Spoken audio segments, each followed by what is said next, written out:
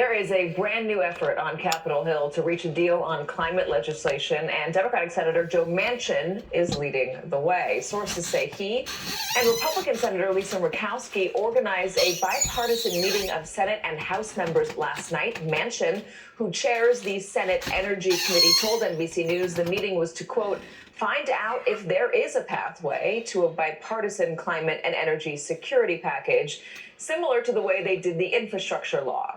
Meanwhile, President Biden is also facing new pressure to act on clean energy. A group of military veterans, clean energy workers, and activists are urging the president to take action himself by using the Defense Production Act to expand clean energy production. They've just launched the Clean Energy Freedom Campaign, and here is part of their message.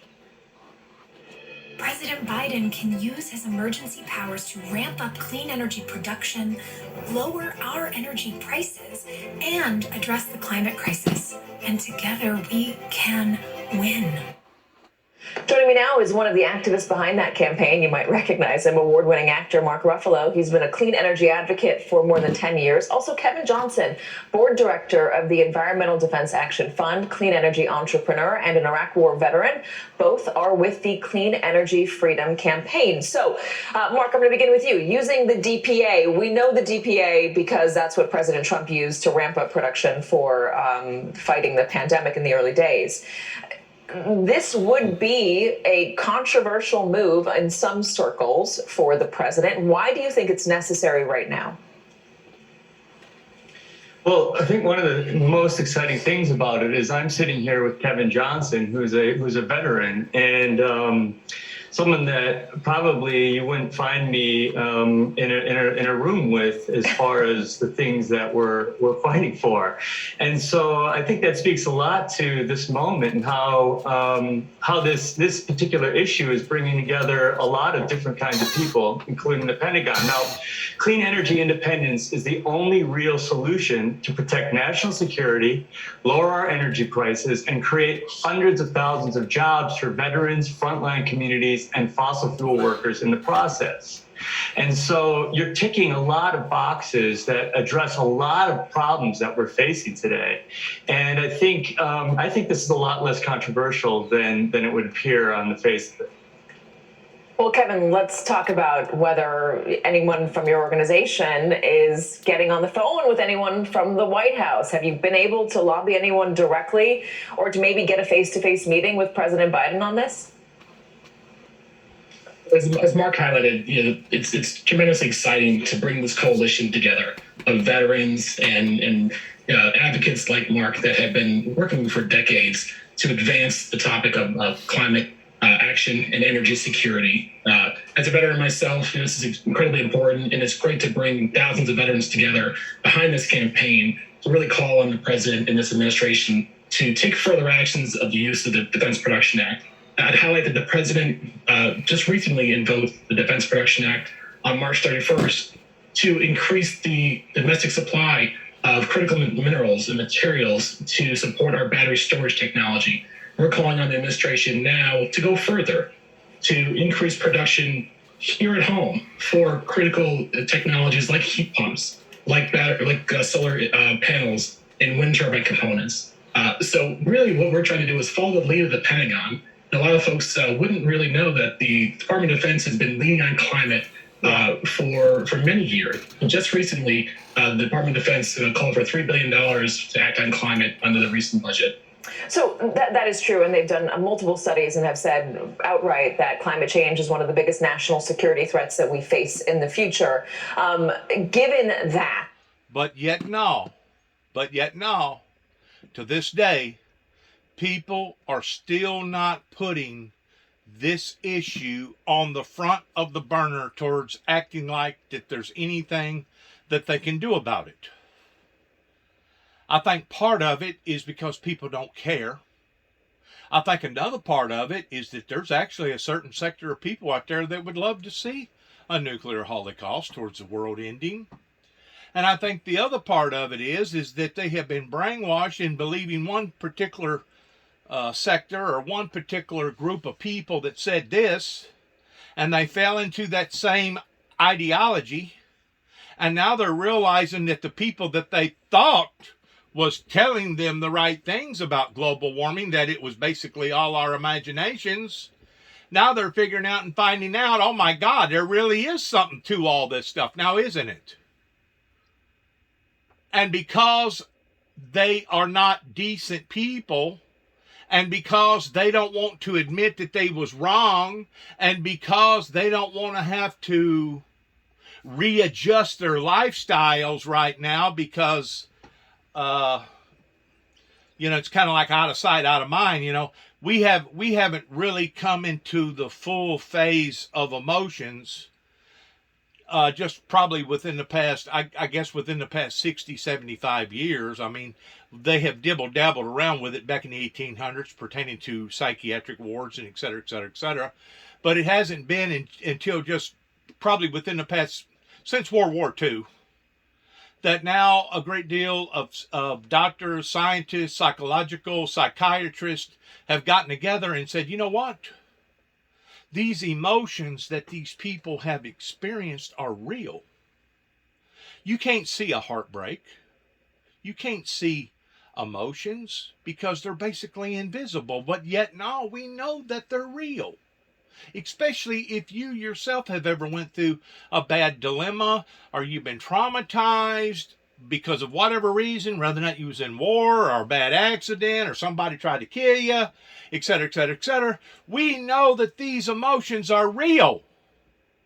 Even though we can't see them, we know that they're real. And it hasn't been until the past 75 years, since World War II, that a lot of concern has come out. And of course, before they even labeled post-traumatic stress disorder pertaining to our military personnel, soldiers and stuff, that especially those that was out in the hot zone towards actually seeing combat, they really didn't label them until up until about 50 years ago, towards it being post-traumatic stress disorder, because up until then they was considered as being people that had shock syndrome, or they labeled it in some other fashion.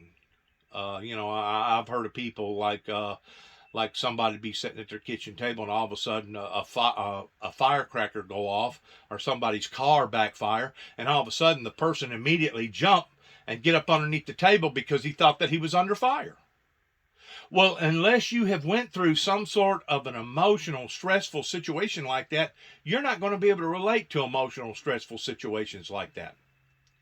Because by and large, most people didn't have to worry about being bombed and being attacked like that. With that particular individual that got under the table, that was shell-shocked. They called it shell-shocked at the time. That's how they characterized it. He literally thought that his life could possibly be in danger, and that's the reason why he sought refuge up underneath the kitchen table. Now, I know that probably sounds funny to a great deal of people. It sounds funny that we laugh over somebody else's despair. It sounds funny that we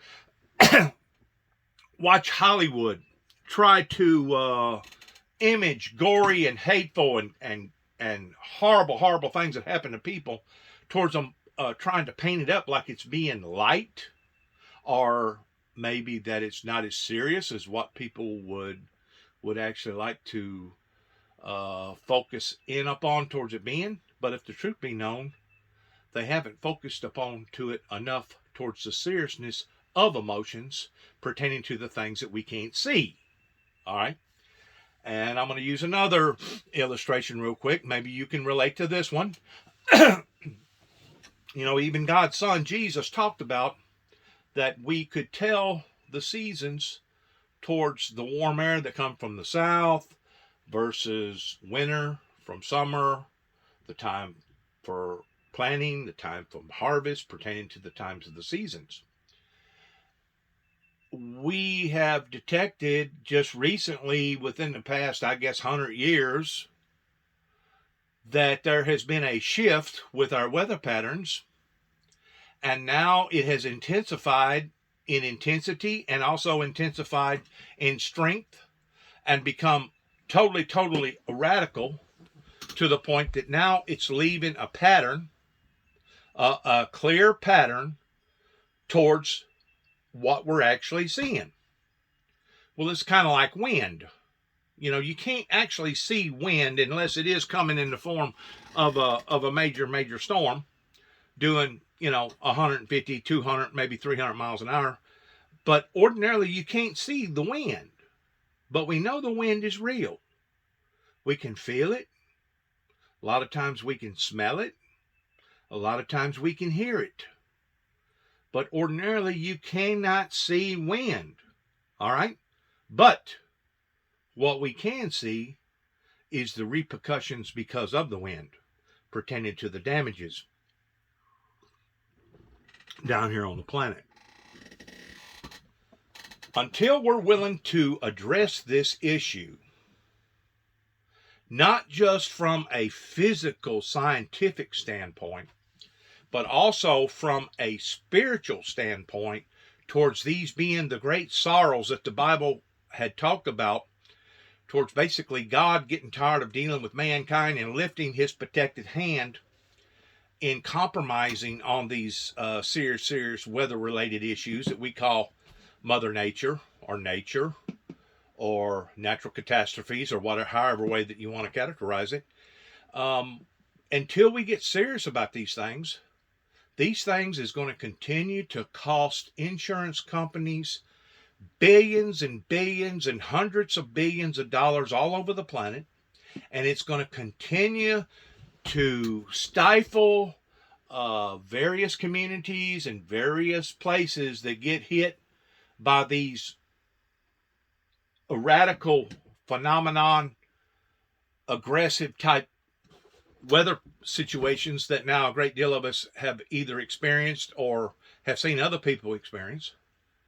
Because really and truly, the weather, you can't get away from the weather. I mean, it's above you, and it's basically in control of us down here, because we're not in control of it up there.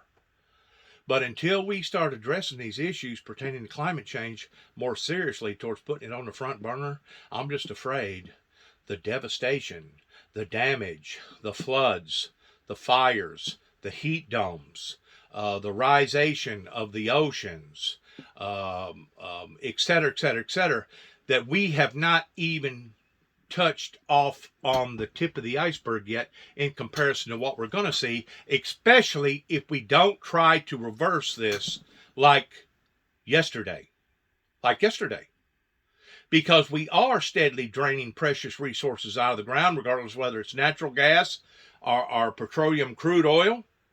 And to think that right now there's only I'm throwing this out there. I really don't know for sure these statistics that I'm going to say right here, but to think that only about half of the world, or 2/3 of the world right now, is solely dependent upon modern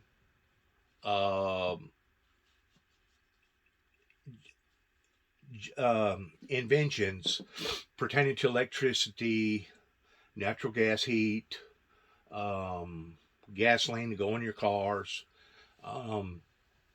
et cetera, gasoline to go into tractors, gasoline to go into big trains and airplanes and all the above. To think that basically we only have about 75 to 80% of the world right now that's solely dependent upon these resources. Can you only imagine the strain that it's going to put upon to the world, let's say in another 10 years from now, whenever you go from 75 to 80% of the world, now more like 90, 95% of the world, because I don't think that you'll ever fully be able to accommodate the whole people upon every country, every continent, upon every nation. I don't think that you'll ever be able to accommodate all of them towards these modern day inventions that's basically come into play for the past 200 years. I don't think that you'll ever be able to touch people in the Amazons and up in the mountains of the Himalayas and up in Africa and places in India, that these people have relied upon typical primitive ways, that they're probably going to continue to operate off of primitive ways, because some people don't want this modern world that we have created for ourselves. There's tribes down there in South America that if you was to try to give them some of the inventions that's been invented just within the past 200 years, they'd turn around and be insulted by you. Matter of fact, they'd probably run you out of their territory because they look at these inventions that's been created towards it not just being a disaster for the planet, pertaining to all life upon to the planet, but they actually look upon it towards it being a catastrophe or a disaster for humanity. So there'll never be 100% of everybody that is associated with modern day conveniences. That's the point that I'm trying to make here, okay? But at the same time, you must realize that if there's only 75 to 80% of the people right now that are solely dependent upon these type of advancements, that if you give it another 10 years from now, it's probably going to rise to about 95%, plus the population that is now increasing every day. I think we got to give or take somewhere 8.25 to 9 billion people up onto the planet. Another 10 years from now, you're going to add another couple billion people onto the planet, okay? And if you'll put those figures together and still maintain that 95% people that's now relying upon coal, relying upon natural gas, relying upon petroleum crude oil, we are going to be stifling the compromises of this world in an immense aggressive way, that if you think things are bad now, hang around another 5, 6, 7, 10 years from now, providing that you live that long. I don't know how old you are, whoever's listening to this, but if you think things is bad now, multiply that about times 10. About times 10. And whenever you get to looking at the sorrows that the Bible talked about, that even Jesus, the Lord, foreseen, because he knew that we was going to be making these great errors in the last days. That's the reason why I believe that the Bible talks about it in Revelations, that he will come back to destroy those who are destroying this planet. In addition to, he will come back and rule and reign and bring fire down upon to the planet because of those who are not looking, watching, and waiting for his return. If you'll put all of those sequences together, guess what you got? Total disaster. Not only disaster to the Homo sapiens, but total disaster to civilization. If we're not smart enough to stop trying to put a Band-Aid on a shotgun wound, if we're not smart enough to figure this out, in actuality, we probably deserve to suffer, and we deserve to go through more of these constant bombardment, weather-related natural catastrophes again and again and again. In addition to all the diseases, in addition to all the divorces, in addition to all the money issues, in addition to all the disturbances with the drugs and the suicide rate and the overdoses and the gun violence. And now we're looking at a major conflict over there in Ukraine pertaining to Russia. If you'll put all this stuff together, put all these dots together, you know what it adds? Destruction. Death and destruction to the Homo sapiens here upon to the planet. And basically, it will be the death of all of us if we don't start paying attention, not just to scientists, not just to doctors, not just to those long forecasters that are now looking at this in a more serious light, but also pertaining to people that are walking a life of ungodliness, that could care less about trying to live according to the teachings of Christ. You can't get no plainer than that. And I'm saying these things out of love. I'm saying these things because I want to help society, not hurt society. And I'm putting out advisories coming from the Windmill Ministries missions in the year 2022. April, what is this, April 26th, something like that, 2022. The advisories are going out. The red lights are blinking. There's certain people that are being the watchmen on the wall that are warning us with the battle cry. They're coming, they're coming, they're coming. Just like the British coming. Paul Revere, they're coming, they're coming, they're coming. But nobody's listening. Well, if we don't watch the rate that we're going, it will finally trickle down to the point that once we tip that tip of the iceberg towards the point of no return, then we'll basically all be doomed.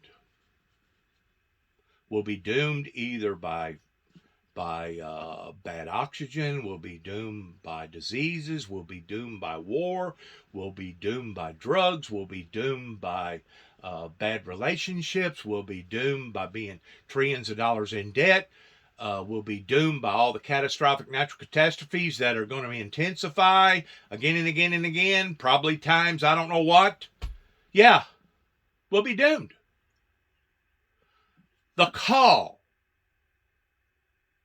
the cry went out 30 some odd years ago.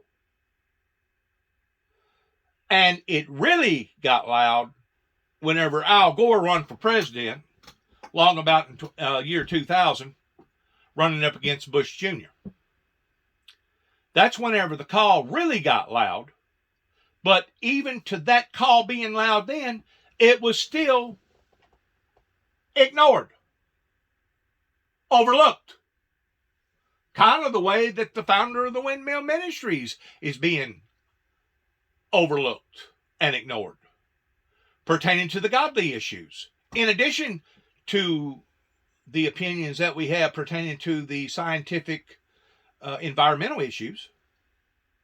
So the point being is this, pertaining to climate changes, catastrophic, apocalyptic climate changes. The bottom line is this. If we don't awaken out of this stupor that obviously the demonic forces has put us under towards basically bewitching us, deceiving us, tricking us, bamboozling us, it will be astronomical consequences that maybe the people in their 70s, maybe the people in their 80s, maybe even people in their 60s are thinking to themselves, well, what difference does it make? I've already done lived my life. I've fattened my table. I've got a decent bank account. We live in a nice house. We got insurance. We got a little bit of rainy day money set aside in case something occurs. Well, first of all, those that has that type of opinion, it is very, very selfish. It is very, very ungodly. And it is a very, very horrible thing whenever people are no longer concerned about other people's lives. Because once your opinion and your attitude gets this way, that's whenever horrible, horrible, bad things are going to start happening to you. And then you're going to start crying, oh, have mercy and pity on me. Please help me. Please help me. Well, if everybody's in the same shape towards going through destruction in their lives, do you think anybody's going to be able to help anybody? I mean, if it gets that intense to the point that we're all failing, it's kind of like a boat going under, and we're all swimming in the same pool of water. It's just a matter of time before everybody's going to drown, because now everybody is going through basically the same set of problems in trying to survive. And you know, I've always been told this, that if you cannot help yourself, how can you expect to help others? If you cannot have the fortitude or the gumption or the drive, the push towards wanting to help yourself, how are you going to be able to help others? I mean, there's no doubt there's certain people in the world right now that horror has fallen up into their lives pertaining to bad health, pertaining to bad situations, pertaining to unforeseen circumstances, unintended consequences, that they can't help themselves. And I don't know, there's probably a great deal of them out there, if you really put it in the right category, the right frame of mind. There's a lot of them out there that's reached a point that they don't want to help themselves. You know why? Because they don't think it's no hope. And because they don't think it's no hope of a better tomorrow, that's the reason why the suicide rates went up. That's the reason why craziness in this country and throughout the planet has went up. That's the reason why so many people are just giving up. They don't want to fight. They don't want to fight the good fight. They don't want to try to correct things or make things better for not only themselves, but to make things better for other people. And to be quite honest with you, it's a very, very dangerous, stagnated state for any person, community, state, country, or planet to be under. It's a very, very dangerous state. Whenever everybody gets to thinking, whenever you have broken the morale to the point that we're doomed, we're doomed, we're doomed, that's one of the first things that'll cause an army to lose, is because they don't think that they're going to be able to win. Once you break that person's spirit or break that morale to the point that they feel like that it's a hopeless situation, well, if everybody gets to feeling like that it's a hopeless situation, you know what they turn it into? They turn it into a hopeless situation. Now let's dig a little deeper before we listen to some more of this. We know, according to the Christian standards, those that know the Bible, according to the Bible, Satan is the one that's out to kill, steal, and destroy. That's his job, is to bring destruction, remorse, pain, agony, hardship upon to not only an individual's life, not only a family's life, not only a community's life, but the whole world's life. And man, would it ever do Satan towards his ego? Would it ever do him justice that he thinks by being able to shake his fist in the face of God and say to God, you see there, I tricked him again. You see there, I bewitched him again. You see there, I got him thinking negative thoughts and that they was defeated. And finally, there towards the last, they become defeated and they defeated themselves. That's exactly what the evil demonic forces upon to this planet, that's exactly in the direction that we're going in right now pertaining to people's mindsets. That's not being part of the solution to the problem, but is actually adding that much more to the problem.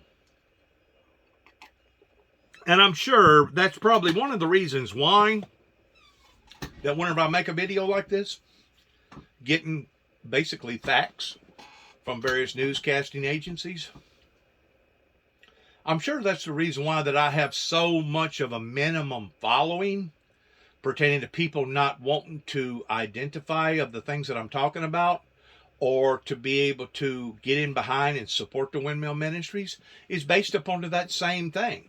They're tired of fighting, they're tired of trying to do the right thing. They've given up because of drug inducement. They've given up because all their jobs abandoned us here in America. They're giving up because of they're battling with issues themselves pertaining to sicknesses or whatever, or money issues, and they just want to kind of close their eyes and go away. It's a form of kicking the can down the road and hoping that somebody else down the road will take up the reins where you didn't take up the reins. The thing about it is, the generation that we're living in is trying to shun their responsibilities. The generation before us shunned their responsibilities because the generation before them shunned their responsibilities. And you can go back about 25 or 30 years Basically, whenever Ronald Reagan finally convinced the superpowers that the world wasn't going to be destroyed by a nuclear holocaust, but it was going to be destroyed the way that the Bible predicted for it to be destroyed, but yet nobody was willing to support the founder that helped to project that imagery of end-time biblical Bible prophecy. I have been lied to by so many people that have let me down, and I can see how people are just absolutely phonies. They're fake. They're not real. They're not truthful to themselves. They're not truthful to other people. And I can see a contamination that has now reached a level of a pandemic, just based on emotions and based upon drive and based upon people feeling like that they have been defeated or that they're ready to throw in the towel. And once we reach that pinnacle of that point in life towards not only a nation but also as a global society, that's whenever God will accommodate us. It's like, well, I'm dealing with a lost cause. Kind of like whenever he destroyed Sodom and Gomorrah. If there was 100, he wouldn't destroy the city. If there was 50, he wouldn't destroy the city. If there was 20, he wouldn't destroy the city. If there was 10, he got all the way down to 1. And he said, if there's only 1, I won't destroy your city. But he could not even find 1. Why couldn't he find 1? Because they had all turned their backs on God. Nobody was wanting to live a life of righteousness. Nobody cared about the accountability issues that they was projecting to each other and projecting to God. And they was living a life of rootlessness and evil, similar or if not worse than what we're doing today. And whenever you start dealing with the masses like that, that's whenever God steps in and he says, you know what? Enough is enough. And he'll put an end to it. It won't be Lucifer that'll put an end to it. It will be God Almighty that will step in, and he will put an end to it in this lifetime. And then if you read the book of Revelations, you'll see where we'll be resurrected. There'll actually be 3 resurrections. There'll be a resurrection of those that get resurrected out of here right before the Great Tribulation. There'll be a resurrection that'll happen shortly after the tribulation, and then there'll be a resurrection after the 1,000-year millennium, whenever everything and everybody, including the sea that will give up its dead, everybody will stand in front of the Father, give an account towards accountability issues, towards the things that they done that they shouldn't have done, or the things that they should have done that they didn't do. And that's whenever Lucifer, according to the Bible, will be loosed for a short season. I don't know how long that's going to be. I don't know if it's going to be for a minute, a week, a month, a year. I don't know. It don't really say. It just says short season. And I'm not gonna speculate on what that short season is, because according to God's timetable, 1,000 years is as a year, and a year is like 1,000 years. In other words, God's timetable pertaining to eternity is totally different than ours. It's really a number that it's really a formula that we cannot truly understand or comprehend. So that short season, who knows, may be a split second. I just know this, according to the Bible, those that follow after the Antichrist, Lucifer, the mark of the beast, the false prophet, Lucifer in the spirit world pertaining to the great deceiver, the great manipulator, those that follow after Lucifer the final and last time, that they will come to the end of their existence. It says that fire comes down from heaven that consumes them. Consumes them. In other words, it will be as if that they never existed.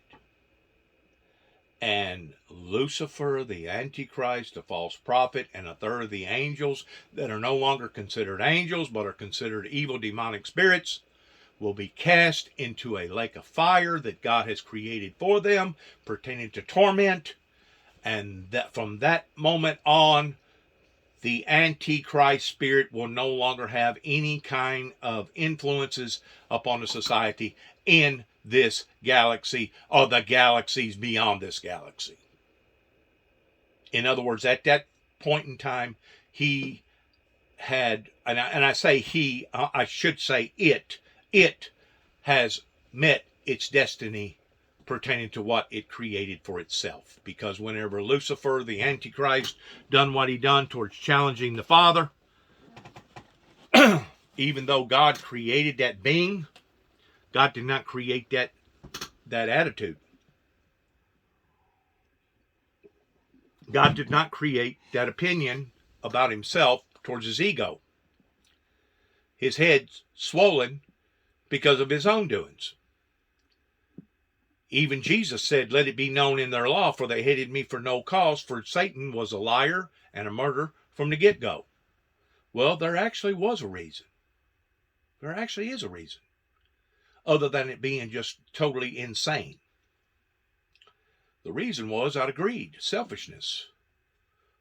He wanted to bring authority to himself because he was not pleased in standing beside Michael, the archangel. And it was either one for all or all for one. And because a third of the angels made their mistakes towards following after this evil demonic figure, this entity, they will get the exact same thing that this Lucifer, this Antichrist now, that is considered no longer an angel, but a falling spirit, a demonic spirit, they will basically get the same punishment. For he that was given much will be beaten with many stripes, and he that was given little will be beaten with few stripes. There's more accountability issues pertaining to the supernatural world because they have knowledge and wisdom beyond anything that me and you or anybody else that's ever been upon this planet can ever imagine towards having.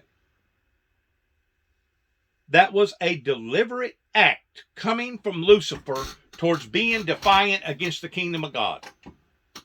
And because he was given much more than humanity pertaining to us still living in the vessels that we live in, our human bodies, that's the reason why God was merciful towards choosing his son, Jesus, and Jesus coming down and dying on the cross and being resurrected on the third day, that if we are sincere and if we are truthful towards worshiping the Father through the Son, if we do make a mistake unintentionally, the Son is making intercession prayer for us.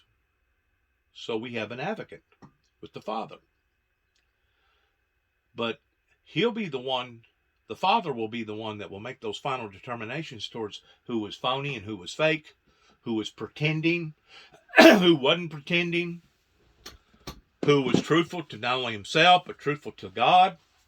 It will be God himself that will make these final decisions that will basically tell that group of people right before the Father creates fire that will consume them, "Depart from me, for I have never, ever known you."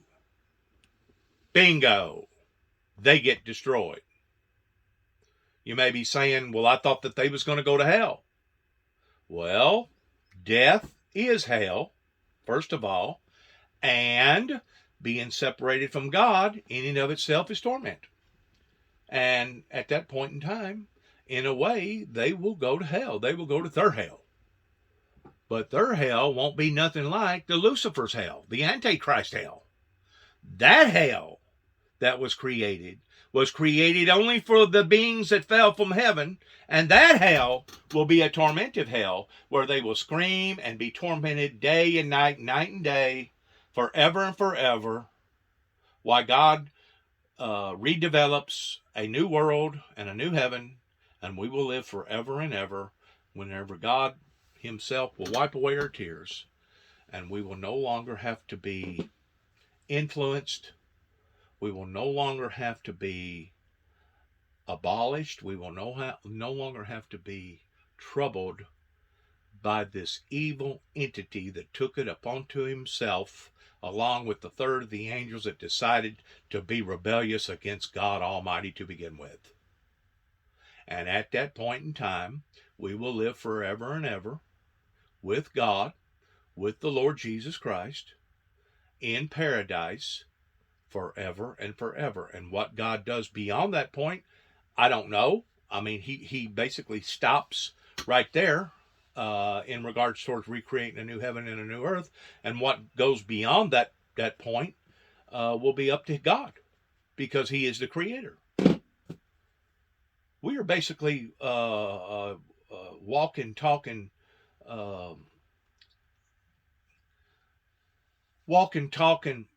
real estate. And you may be saying, real estate? Real estate in the sense of ground, the dirt. Because according to the Bible, we was created from the dust of the earth. And according to the Bible, our bodies will go back to the dust of the earth. But according to the Bible, if we are sincere with God and we're following after the Lord Jesus Christ, we will live forever and ever, because our names will be written in the Lamb's Book of Life, providing that you're doing it authentically, providing that you're doing it sincerely, and providing that you're doing it in earnest truth. And if you're not, you'll be classified as being a worker of iniquity. And I realize a lot of ministers, a lot of preachers, a lot of people, they don't want to hear this stuff. Once more, that's the reason why my ratings is so low as what they are. It's because I'm preaching the truth. I'm telling the truth. Not only about the Bible, not only about the situations on the planet, but I'm telling the truth about all this. And, you know, whenever you got a group of people that either don't believe you or just don't care, well, then you got chaos. But on top of the chaos, you got troublesome problems that if we don't watch, it's going to get so far out of hand that none of us is going to be able to reverse it. And that would be just exactly what Satan would love to do. That way he could shake his fist in the face of God and say, look what I have done. I have contaminated your creation again. That would be what the devil, Lucifer, would love to do. And if we as a society, free mortal agents pertaining to the Homo sapiens upon to this planet, if we don't stand up and resist these things and fight for our communities, fight for our families, fight for our nation, fight for our planet, then basically whatever befallens upon to us, we got it coming. We got it coming. And that could be right now the reason why God is creating this new disease. I don't know that for a fact, but it could be the reason why that he's allowing for this new disease to take hold towards basically taking out the children. Because I truly believe that whenever it's all said and done with, the lucky ones are going to be those that had either died before us or those that are dying right now, that those will be the lucky ones, because those that are living during the Great Tribulation period, they'll want to die, but a great deal of them won't be able to die. Because they'll realize that they have made one of the most crucial mistakes in their entire lives. And at that point, they'll have to learn their lessons, according to the Bible, in a completely different way. I don't want to be left down here. I don't want to live in torment and hell, regardless whether it's the hell upon to this planet or the hell pertaining to the deathly hell towards being separated from God, in regards towards the fire coming down from heaven and consuming me, pertaining to the second death. I don't want to live in none of that. I don't want to be a part of any of that, because I feel like that my life has some sort of value. If it don't have no value to others, it's got value to myself. And I don't want to exchange that life for death. And that's one reason why that I chose to be a follower of Christ. To be an authentic, genuine follower of Christ, even at the expense of sacrificing my own personal earthly life so that I can obtain my spiritual life. Given your experience as a veteran, I wonder, are you getting in front of the president to say this is a national, I'm sure he knows it's a national security issue, but are you getting in front of the president directly to say, the time to act is now, your re-election is coming up, you have the power, do something? That's exactly what this campaign is designed to do, to call on everyday Americans to get behind this campaign, come together with our military veterans, our national security leaders, our climate activists like Mark, and others to call on the president to take these actions. We have begun to reach out, and part of this this is the first step of the campaign to really move forward to further call on the president to take these actions. All right, so Mark, the campaign. Go ahead. Yeah. Go ahead. I was going to say, the truth of the matter is we have been talking to the Department of Energy already about this. There's a big tranche of money already put aside to start to build out this transition, manufacturing heat pumps, manufacturing solar panels, manufacturing wind turbines, developing all of these technologies here in the United States, putting people back to work with those technologies, and then exporting those technologies to the European countries who have been relying on fossil fuels right now and who find themselves in this horrible crunch because of the war. What about nuclear energy? Because that's one of the areas that experts have said that Europe can get off of Vladimir Putin's energy train. They need Vladimir Putin's energy right now to power Europe. It's part of the reason why Germany has been put in a hard place with the support in Ukraine. Are you also advocating to go nuclear? The fact of the matter is, at the end of the day, nuclear is very expensive and it's very dangerous, and it might be, a transition for the moment. But at the end of the day, these other technologies, wind, water, sun, geothermal, they're much cheaper, they're much safer, and in the long run, they create many more jobs. And we'll see, at the end of the day, it's economics, really. Yeah. It is economics, okay?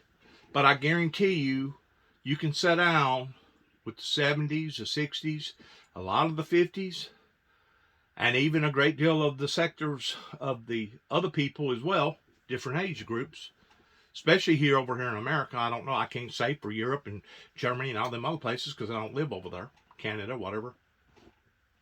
But if you'll sit down with a great deal of them, they'll still say, oh, it ain't nothing big deal. The earth, it's always going through its changes. It evolves. One generation has to go through a whole lot of this, and another generation has to go through a whole lot of that. Well, to a certain degree, I agree with that. It does evolve, all right? But not like it's doing right now. And if you can't read the signs pertaining to what scientists and the media is projecting and putting out there, well, then basically you're already doomed to begin with, because you don't care either about yourself or about other people's lives. And it's that type of attitude, it's that type of frame of mind that has gotten us in the position that we're in right now. And basically we're talking about a group of people that has been bewitched. They have been deceived. They have been bamboozled. And because they're bewitched and they don't care, they basically are passing on down to the next generation to live that same lie. And eventually the lie on top of another lie on top of another lie, it's going to catch up with itself to the point of self-destruction. That's the point that people like these people that you're listening to and myself are trying to tell others, that this is one of the most serious issues that not only America but the world can ever begin to try to address towards living in harmony and peace and utopia. And it's as if ever since the occurrence that took place 30 plus years ago with Ronald Reagan in regards towards biblical Bible prophecy of the opening of the first seal. It's as if every demon in the world has tried to come out of the woodwork towards making sure that this great nation and this planet is going to do just the very, very opposite of peace and utopia. And that's the reason why chaos, total chaos, anarchy has befallen up into our streets and up into our communities. And if we're not smart enough to see that, we're already doomed. We're already doomed. We're already defeated. We're already whipped. And we'll fall into the same category of receiving similar type punishments as the spiritual beings that disrupted the original laws of the kingdom, that has put this type of remorse and stress not only up into the lives of the Homo sapiens, but also put distress and pain and anguish and agony upon the 2/3 that remain up into the heavenly kingdom to this day. Because I guarantee you, whenever they look down upon to the planet and they see the misery, they see the hardships, they see the disruptions, they see the anarchy, they are not pleased. They are saddened.